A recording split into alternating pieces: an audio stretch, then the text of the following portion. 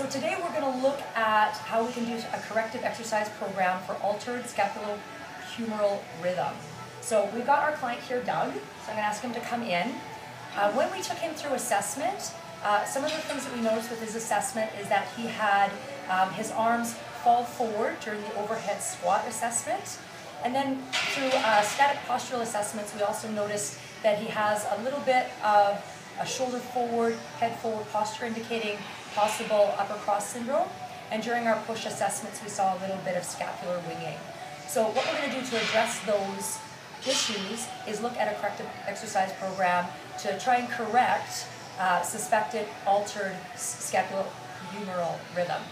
So what we're going to do here to begin is inhibit some of the tight muscles that he has. So the main focus for us is going to be through his lats, through his thoracic spine, through his upper trapezius, and through his pectoral muscles. So we're going to begin by having Doug roll out his lats. So we already know that Doug has really tight latissimus dorsi muscles. So of the foam rollers we choose, we're actually going to choose the softer one, just so that it's a little bit more comfortable for him. As we set him up, we're going to have him lie on his right side, because again, the issues we see primarily fall to his right side. Have him begin with the roller just underneath his armpits. What we want to do is have his hips stacked, his shoulders stacked, ask him to draw his belly in, and then we'll have him roll down the whole length of the roller towards his hip bone, and then slowly roll back. And we'll ask him just to stop on any points of tension. If there's any points of discomfort, we'll ask him to stop and hold those points for at least 30 seconds or so until he feels a release. Let's give it a go. Come on, down.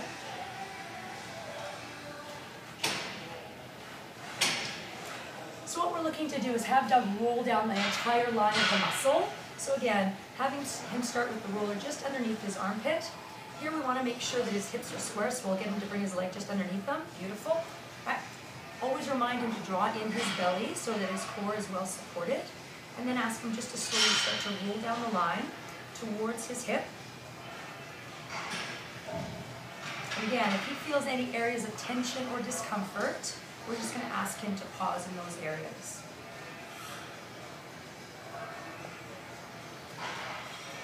Beautiful. Again, once we find these points of tension, they're actually quite uncomfortable, so we always want to encourage our client to breathe. We want to hold for a minimum of 30 seconds. We can actually hold up to 90 seconds. It kind of depends on pain tolerance. How does it feel? It's okay. It's okay?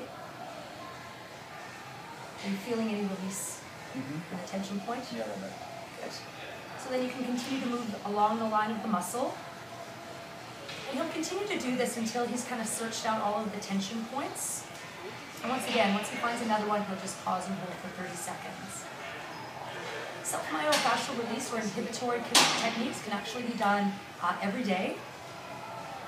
And again, we just want to work through enough time and repetition so that he has an opportunity to target all of those really kind of tender spots in his muscles.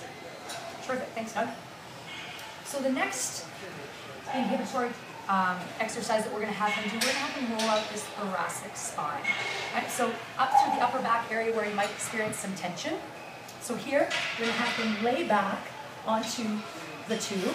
Right? Once again, draw the belly in. We want to keep the neck in a nice neutral position. He can place his hands where he's comfortable. Or you can take them across his body if that works for him. Right? And again, just gently roll down towards the tops of the shoulder blades. And then all the way back down, right towards the center of the back. We want to take care here that he does not roll on his cervical spine. Okay? And again, when he finds the points of tension, for him just to hold, breathe until he feels a release. And he can actually use a little bit of a stiffer roller for this exercise because it's not quite as uncomfortable for him. So once again, always wanting to cue our clients to draw the belly in. So again, the core is well supported. And just to move slowly through the motion. Because again, we don't want to move or lose any trigger points. And what might happen here is you might find a trigger point closer to either the left side or the right side of his body. So he can actually just sort of pause and shift his weight into that trigger point. Once again, breathe, holding for a minimum of 30 seconds. just going to stop you a little short there. There you go. Once again, always wanting to protect the structures of the cervical spine. Terrific. How's that feel? Great. Good. Awesome. All right. The third exercise we're going to have Doug do, and this one's a little bit more difficult to perform. We're actually going to go back to our softer roller. We're going to actually ask him to roll his pectoral muscles. Now you can do this in one of two ways. You can actually have a client use a firm ball up against a wall, right, and move through, creating tension here. But what we're going to have Doug do is actually create tension using the foam roller. So this one's a little trickier to do because we always want to make sure we roll down the line of the pectoral muscle. So what we'll have Doug do is set up in a prone position, right kind of at the base of where the pectoral muscle inserts, right, just kind of around the nipple line.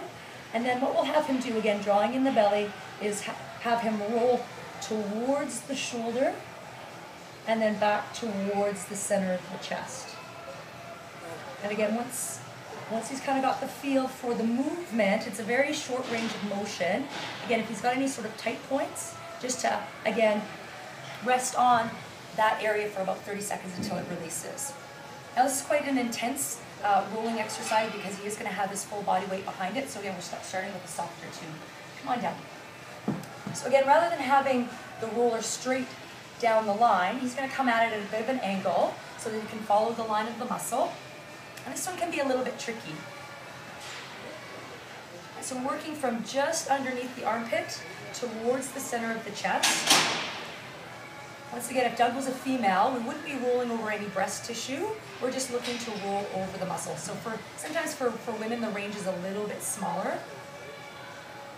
And again, he can kind of tweak this a little bit by shifting his weight slightly forward or slightly back, just to really see if he can find those tight areas. Did you find one? Good. Again, nice long breaths, holding until that point of tension starts to release, looking for about a minimum of 30 seconds. Good. And then once he finds that sense of release, he's going to continue to move through a little bit.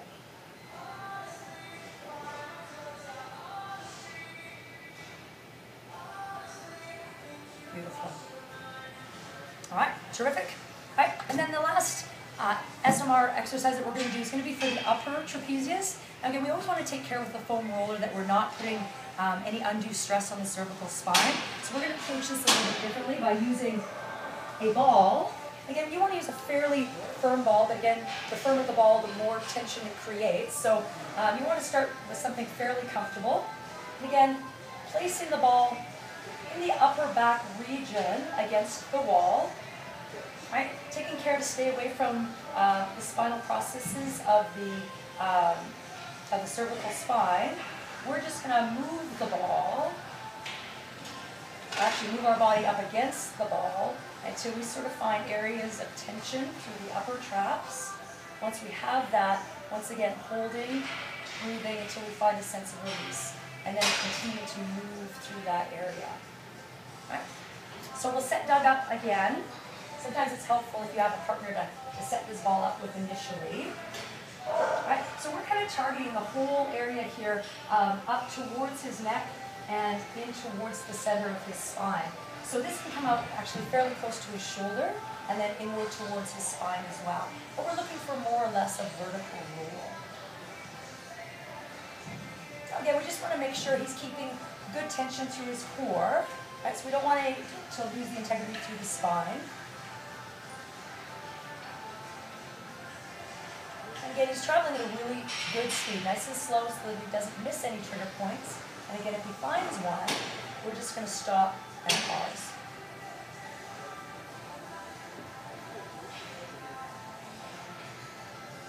Beautiful. And again, once he feels that sense of release, just moving on to the next trigger point. Okay, thanks, Doug. So those are 4 exercises that we can use to inhibit some of the overactive muscles that might contribute to altered scapulohumeral rhythm. and some of the other issues that Doug has, again, that we saw during assessment in the overhead squat, some scapular winging, and a little bit of shoulder elevation.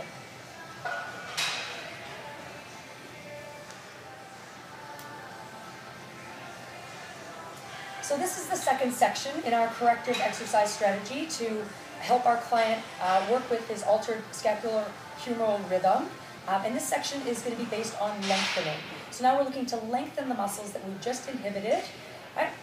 So we're going to do 3 stretches here. We're going to do one for the pectorals or the chest muscles, one for the latissimus dorsi, and one for the upper trapezius. So the first stretch we're going to do is for the pectorals. So I like to call this stretch the door frame stretch, but you can actually set yourself up along any wall. We'll get our client to come on in. Now again, his main focus is going to be through his right shoulder. Right? But what we'll have him do is just place his hand on the inside. This could be a door frame or any wall. Right? Set up so that his shoulder's in line with his elbow. He can stagger his stance if he likes. We do want to make sure that he stays nice and strong through his center body, right? And keeps a good upper body posture. Once he has this, we're just going to get him to gently press his body forward, right, while the arm comes behind him, so we're stretching out through the chest. Now we can begin here just with the arm at 90 degrees to the shoulder. We can also adjust this stretch by having the arm higher in the stretch and also by having the arm lower. You can actually target different parts of the chest. Okay? So we'll set Doug up just with the first stretch, which will be at 90 degrees. Right? Again, he's going to draw in his belly. We also want to make sure that his shoulders are relaxed, so pulling his shoulders away from his earlobes. Right? And then just a gentle stretch by drawing his full body forward, just to the point of tension. And then we're going to have him hold it for about 30 seconds. So once again, we do know that if Doug starts to exhibit any sort of shaking, we know that that's the body's way of saying that we're pushing a little bit too hard. So I would say to him, if he is, that he would just back off a little bit. But his form's really great here. His body seems to be responding really well.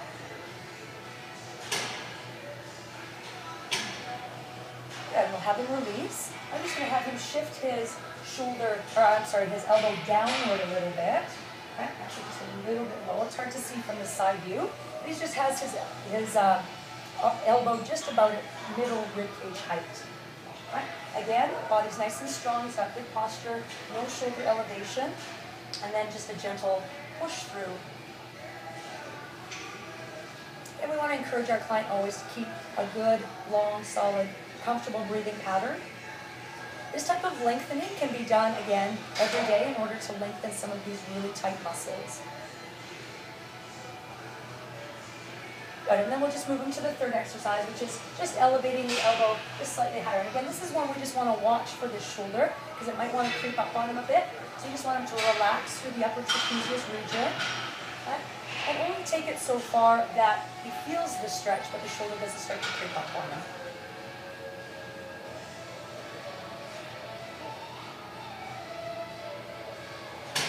Now ideally, of course, we would want to do this with both sides of his body. We're only going to demonstrate the right side of his body today, but for the sake of balance, we want to make sure that we do both sides. Terrific. Thanks, Doug. All right. The second stretch we're going to do is a stretch for the latissimus dorsi. And you can do this stretch a number of different ways. You can actually use a ball to perform this stretch. The way I'm going to have Doug perform it today is just by using a wall, just because it's highly convenient, right? It's a stretch that he can do almost anywhere. So we're going to have him just line up with a wall, right? Step his feet back far enough so that he's able to slide his hands down the wall. Now he can bend his knees as much as he needs, right? And then think about drawing his body, or his head in line with his body, and gently pressing through the shoulders. But at the same time, we're drawing the hips backward, away from the hands. Now again, it's really important here that we're holding the belly in tight, and that we're just watching for any shoulder elevation from Doug. Right, so come on in, Doug, and give it a try. So his feet are about hip distance apart. Again, we just want him to set up so that he can comfortably slide his hands down the wall towards a 90-degree angle at the hip. It's going to depend a little bit on his flexibility. Right, so this is a great stretch for the shoulders for the pectorals and also great for the lats. So again, keeping his hands on the wall, just want him to think about kind of lengthening that space between his hips and his shoulders. Again, long, deep breaths, okay? And we're going to hold it for about 30 seconds. And again, we're just watching here that Doug's upper traps aren't over-engaging and pulling up through his ears. He actually looks terrific. He's doing a great job. Now, some people are quite tight through their hamstrings, so if need be, you can always have the client bend the knees a little bit, right? As long as they're maintaining the integrity in the back. That's what's important. Right, so again, Doug would do this exercise. He can do 1 to 3 sets, and it's ideal to do it every day, holding for a minimum of 30 seconds. Now, our final stretch is for the upper trapezius muscle, which for many of us tend to be tight, and that can contribute to an elevated shoulder posture. So Doug and I are going to do this one together. I'm just going to get him to stand beside me. Again, we're going to focus into his right shoulder. So I'm going to ask him to take his right hand and just place it behind his back. Right? And then I'm just going to ask him to draw his ear towards his shoulder. So what we're trying to do here is just create space between his earlobe and the top of his shoulder. And again, we draw this arm out and away, just so again we can kind of create a little bit of length. So he has it tucked in behind him. He can actually, depending on the flexibility of the shoulder, he can actually just let it come in and lower if that feels a little bit better. And again, it's all just about creating space through the upper trapezius. And again, really important, especially if the muscle's tight, not to force this stretch. Okay? And again, holding for about 30 seconds. Once again, we would want to do this stretch bilaterally, so we would want Doug to do the stretch on the other side as well. Those are our 3 stretches for our corrective exercise strategy for lengthening.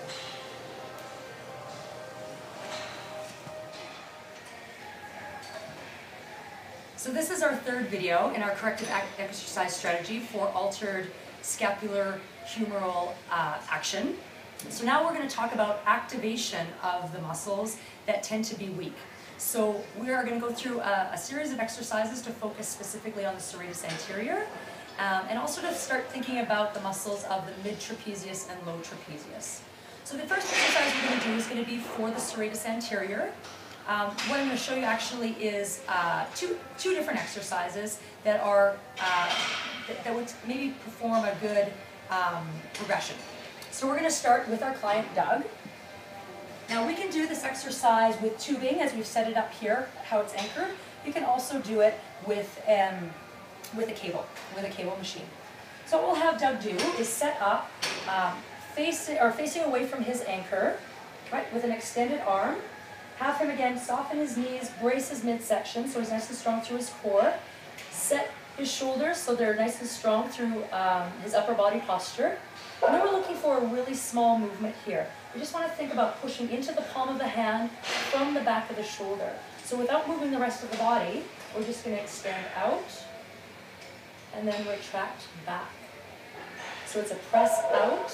We're going to have our client hold for 2 seconds and then retract for a count of 4, 3, 2, and 1. Push out, hold for 2, retract for 4, 3, 2, and 1.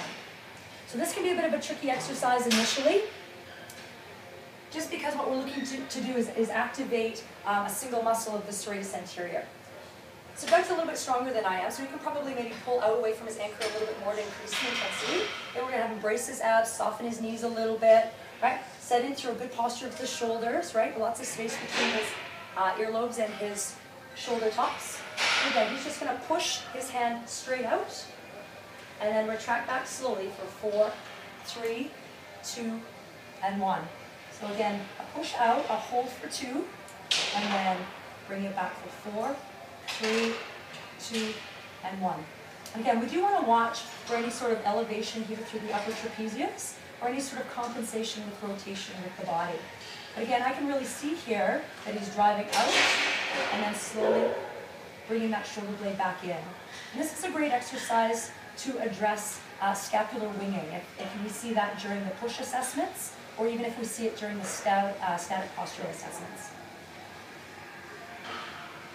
Perfect. So we want Doug again to perform this exercise 10 to 15 repetitions, 1 to 3 sets, and you could do this 3 to 4 times a week. Great job. So we're going to release that. So once we have a little bit of scapular stability, and the serratus anterior is starting to activate the way we want, we can actually progress Doug into a scapular push-up.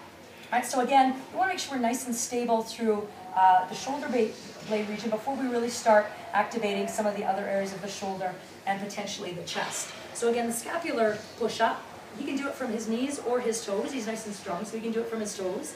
He's holding a nice strong plank. And the same sort of idea, he's just going to allow his chest to draw forward and down. He's going to hold for 2 seconds and then push up for 4, 3, 2, and 1. And then drop down, push up for 4, 3, 2, and 1. Right, so Doug, give it a go.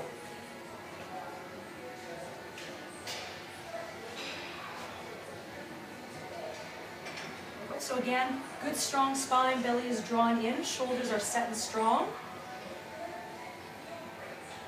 Again, what we're looking for again is that the shoulders the shoulder blades rather come towards one another versus the shoulders coming up towards his ears. Okay, we're just going to get him to draw his belly in just a little bit more, make sure we're maintaining the integrity of the low back.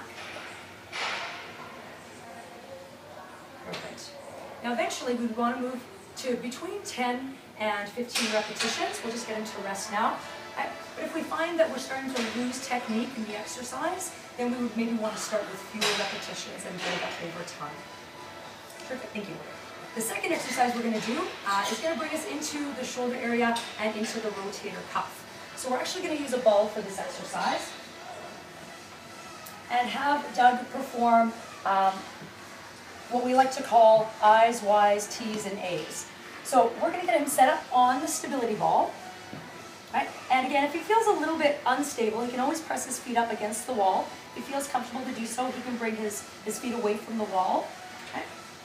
Now you can do this exercise with weights as a progression, but again, as we're starting out with this brand new exercise, we're actually just going to go through the movement patterns and think about adding lighter weights later. So the exercise is going to look like this.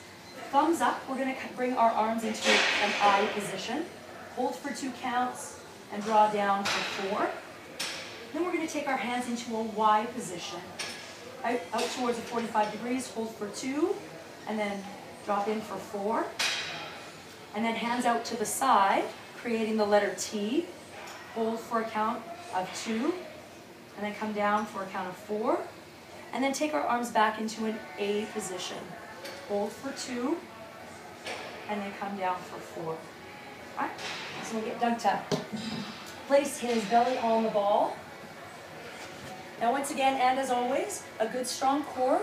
Right? We might want to coach our client to squeeze through the backside area as well to give him a little bit more stability. Okay? Again, with this exercise, we're also looking a little bit towards range of motion. Again, shoulders strong. We're watching to avoid any sort of winging here or any elevation through the upper back. So he's going to start off with the I. So arms up towards vertical, hold for 2 counts, and then come down slowly for 4, 3, 2, and 1. And then come up to a Y position, arms up to 45 degrees, and then slowly down for 4, 3, 2, and 1.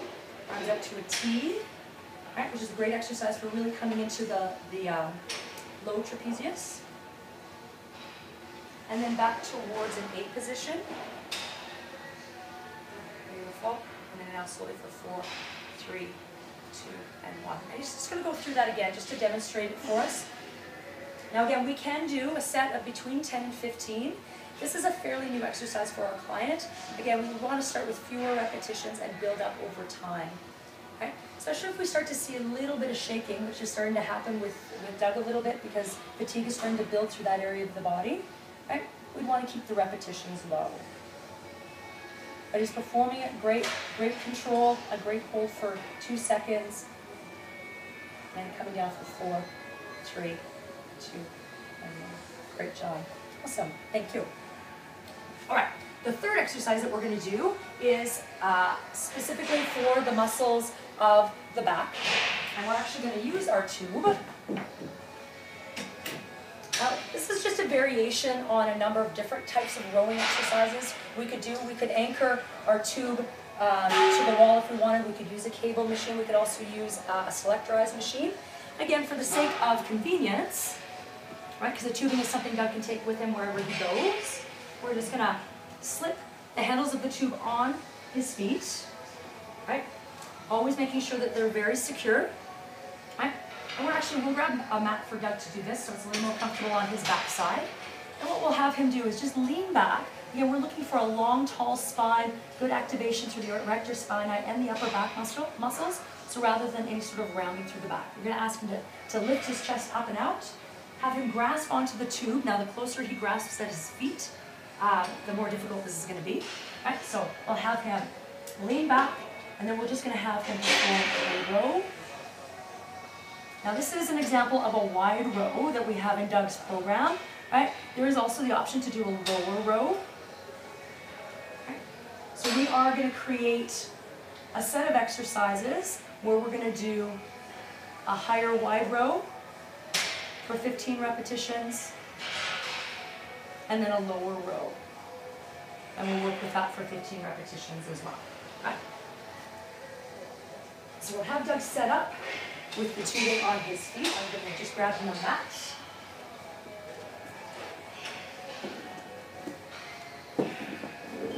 Beautiful, we're good.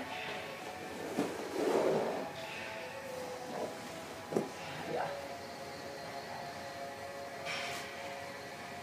Perfect. All right. Good. Run forward a bit. You're good. All right. All right.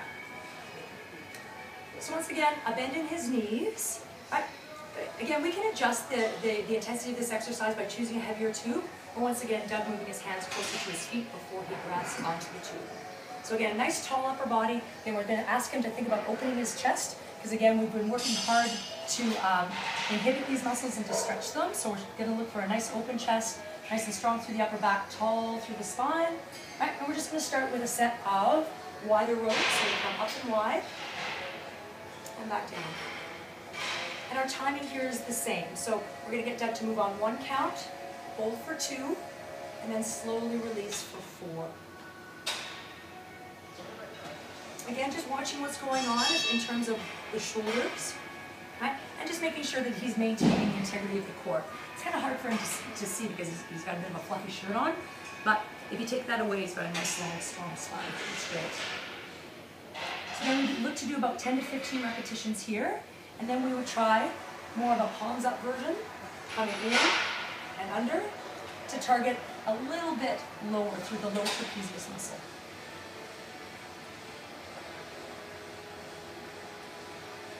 Terrific. He's got his chin in a nice alignment, his neck's in a nice alignment. His timing is great. So again, 10 to 15 repetitions there as well. Perfect. Rest. Right, one more exercise. Again, this is one that Doug can do seated, standing, however he's comfortable. And again, it's an exercise he can do anywhere. So you can actually use the tube for this, or you can use a band. And all I'm going to ask him to do is grasp onto the band so that there's tension between his hands. And then to draw his arms wide, targeting the tube right to the center of his chest. And then slowly returning back. So we're going to pull back, once again, hold for 2, and then resist for 4, 3, 2, and 1. So when Doug pulls back, what we want him to do is target the mid-chest so that the activation is coming through the lower trapezius in the muscles on the back of his body. Okay.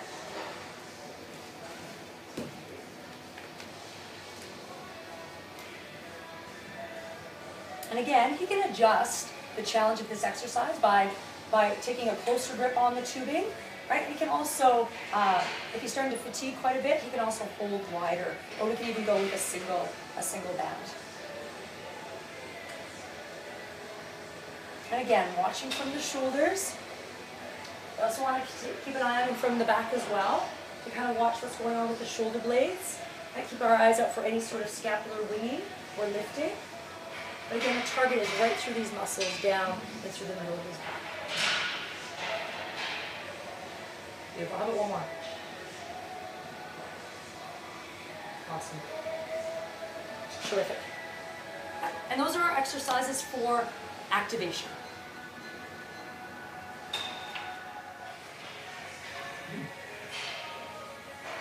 Okay, so now we're heading into our final section when we talk about a corrective exercise strategy for altered scapulohumeral action.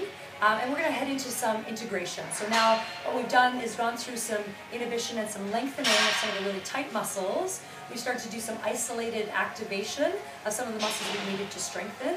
And now we're going to take it into more full body movements. So the first exercise that we're going to have our client Doug do is an anchored squat. We're going to use the tubing again. So we're going to put together a squat with a high to low row. Okay?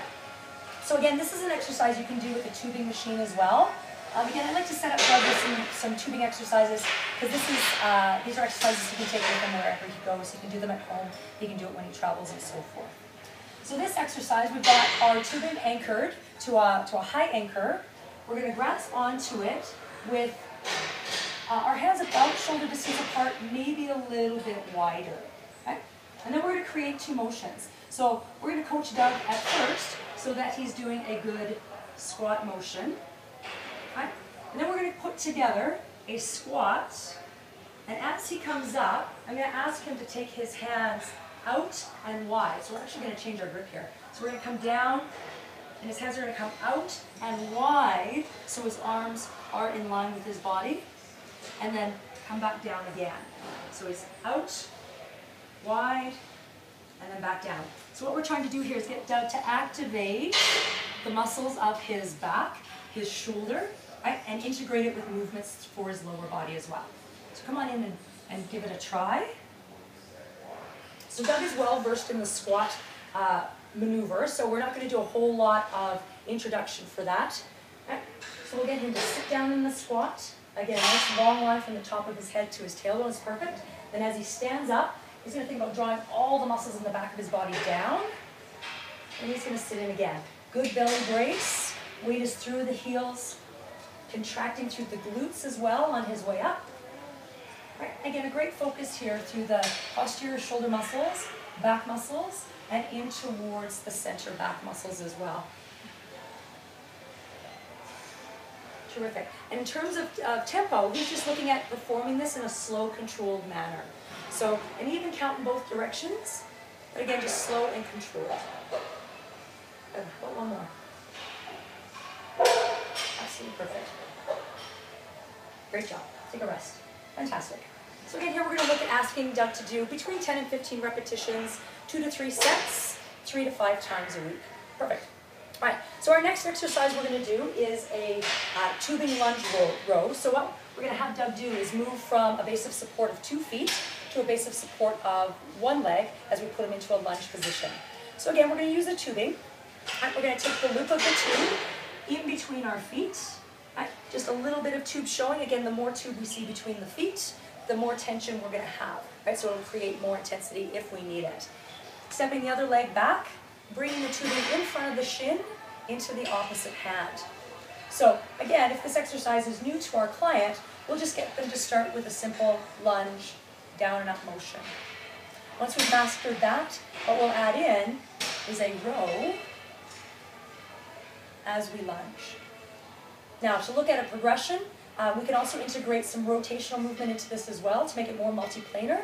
So as we lunge and row, we can actually start to add a rotation and come back up. So lots of variances. So we'll just take Doug through the progression. So again, have him stepping on the tube.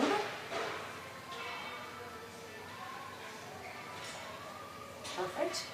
Taking the handles in his opposite hand, across in front of the shin. He's going to take a big step back for a full lunge and making sure that his hips are square, belly braced, great upper body posture. We're just going to ask him to start with a lunge, down and up. And again, slow, controlled motion. Right? Making sure the knee is tracking over the center of the foot. Perfect.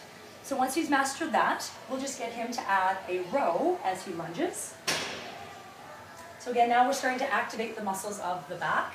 Again, shoulder position is great. Terrific. And then if we were looking to progress this exercise and add rotation to it, we could do that. And again, with this exercise, we just need to make sure that the knees and toes of both feet, or legs rather, continue to face forward. So sometimes when we add that rotation, the hips kind of want to follow the body, right? So the hips are going to stay nice and straight, and he's just going to rotate around, kind of around his waistline. Terrific. Awesome. All right. Next exercise is going to be a single leg squat. So again, now we're reducing his support even more. So as we're looking to continue to progress his exercises, we're going to actually have him set up in the same way with the tubing underneath his foot. This time we're going to ask him to take a tube in each hand. And then think about, instead of a full lunge position where the weight is distributed between both legs, we're going to bring most of the weight into the front leg. Start him working on a single leg squat, right? And again, once he's mastered that, what we can ask him to do is add in a fly into the squat motion. So it's out and back. So his body's tipped forward a little bit to engage the muscles of the back of his body, right? Glutes on both sides activated. Let's give it a go. Now he can also actually perform this exercise as a single leg squat with a row motion. Right? Today we have him doing some fly work so we can focus on his posterior shoulder a little bit into the rhomboid area. Perfect. So we'll get him working on the single leg squat first. And again, if he feels a little unsteady, he can always leave that back leg on the floor. Right? If he's feeling good, he can start to elevate it. Kind of depends on where his balance is today. Again, making sure he's got great upper body posture, good activation through his core. And then when he feels ready to give it a go, he's just going to take his hands out wide to the side and then stand back up. So with this exercise too, we want to make sure that the arms are coming out to the side versus up towards the ears with the any sort of shoulder elevation. Beautiful. So again, 10 to 15 repetitions, 2 to 3 sets. Great. All right, one more exercise. We're actually going to lose the tubing for this one. This is a natural, I think, kind of progression from the scapular push-up. So now we're looking actually to integrate a push-up with a row motion. So I don't know if these weights are going to be a little heavy for me, but what we'll end up doing is setting up a push-up for Doug, right? And again, he can move from his knees or his toes, right? So push up here, and as he rises, he's going to row an arm up, and then come back down to a push-up and row. So again, slow, controlled motion. Let's give it a go. Again, we don't want to progress to this exercise until we know that Doug's got some good stability through his scapular region. And we want to make sure too that we've done our due diligence in terms of inhibiting and stretching his pectorals now that we're actually adding in some chest work into the equation. Perfect. So this is a terrific exercise to activate full upper body and core. Right, again, slow, controlled. And we just want to make sure that our client is breathing as well. You're breathing, yes? You betcha.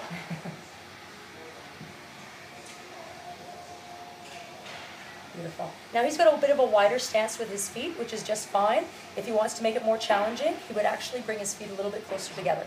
Right? But again, that's a natural progression, as is the amount of weight that he's lifting. So we want to start with something fairly light and then eventually advance to a heavier weight. Terrific. Great. Rest. Fantastic. Thank you. Okay. So those are exercises for integration when we talk about corrective exercise strategy for altered scapulohumeral rhythm. I want to thank Doug, who's been my guinea pig all semester long, so I really appreciate all of his help. Yeah, so looking at inhibition, lengthening, activation, and integration with our corrective exercise strategy.